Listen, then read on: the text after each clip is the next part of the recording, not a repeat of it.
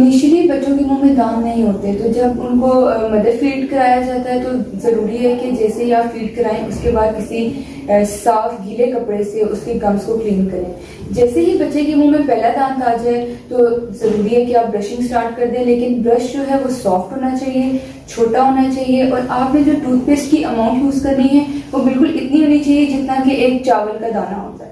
जैसे ही बच्चे के मुंह में 2 दांत आ जाएं, जैसे फॉर एग्जांपल एक दांत है उसके साथ दूसरा दांत आ गया है, तो ब्रशिंग के साथ साथ फ्लॉसिंग भी जरूर करें ताकि दांतों के बीच में कोई चीज ना फंसे। जैसे ही बच्चा 2 साल का होता है तो आप उसको सिखाएं कि स्पिट कैसे किया जाता है, बिकॉज स्वेलिंग के चांसेस बच्चों में बहुत ज्यादा होते हैं। जैसे ही बच्चा 3 साल में पहुंचे तो आपने ये चीज का ख्याल रखना है कि रात को अगर वो बॉटल फीड कर रहा है तो वो अपनी बॉटल को मुंह में लेके ना सोए,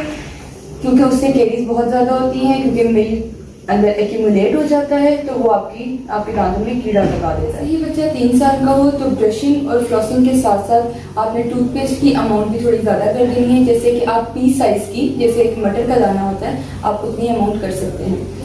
1 साल का जब बच्चा हो जाए तो आप जरूर उसको डेंटिस्ट को विजिट कराएं ताकि हम देख सकें, प्रॉपर एग्जामिनेशन कर सकें कि कोई दांत ऐसा तो नहीं जिसको कीड़ा लग रहा है या बच्चे को फ्लोराइड ट्रीटमेंट की जरूरत तो नहीं। और प्लस कुछ बच्चों में डेंटिस्ट का खौफ बहुत ज्यादा होता है, तो बेहतर है कि वो 1 साल की उम्र में ही डेंटिस्ट को विजिट कर ले ताकि उसका वो खौफ खत्म हो जाए। इन सारी चीज़ों के साथ साथ आपने इस चीज़ का ख्याल रखना है कि बच्चे कैंडी, स्टिकी चीज़ें, चॉकलेट्स, ये चीज़ें अवॉइड करें। जाहिर है हम उनको रोक नहीं सकते, लेकिन अगर वो खाते हैं तो उसके बाद आप उनकी प्रॉपर ब्रशिंग और फ्लॉसिंग ज़रूर कराएं। Thank you so much.